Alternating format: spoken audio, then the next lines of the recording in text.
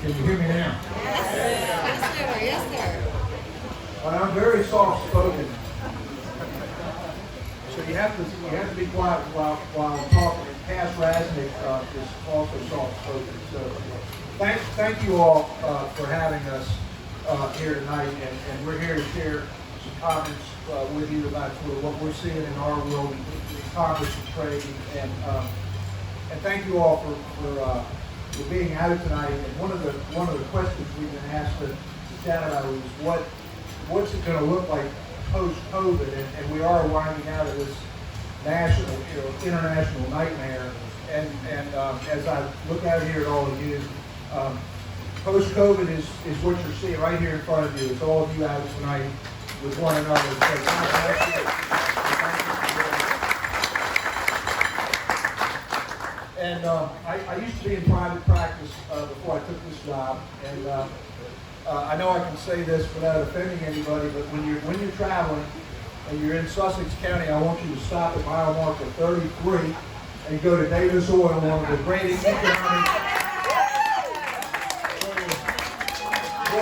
economic engines in Sussex County. So anyway, we went through as a people, we went through a very grim time, and we had to stop doing a lot of the things we're used to doing, but we managed through that. We had to shut some things down, but we tried to be judicious about how we did it, and we're on the back end of that, and the thing that's getting us out of this is vaccines, and our governor has been 100% for getting folks vaccinated, and we've got plenty. There's a great supply of vaccines, so I know I sound a little patronizing, but if you haven't gotten your shot, please get your shot, and that's going to allow us to sustain exactly what we're experiencing as we head into summer.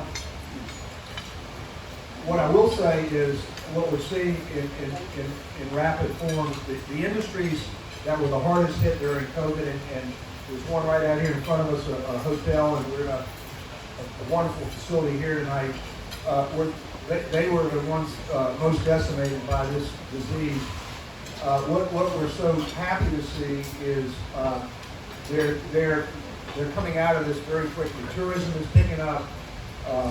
Food and lodging is picking up, travel is picking up, so all good things as we head into the summer, and so we're very grateful for that.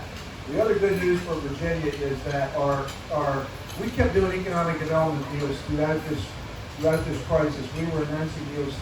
They weren't as newsworthy as what we were dealing with on the health side, but we kept working on economic development from the very throughout and from the very beginning of this crisis, and we're now back on the road again, so we're very grateful for that. Because, but I congratulate both national and international businesses for being able to look through the crisis and make decisions about how they're going to deploy capital. So we saw and we continue to see a lot of good things.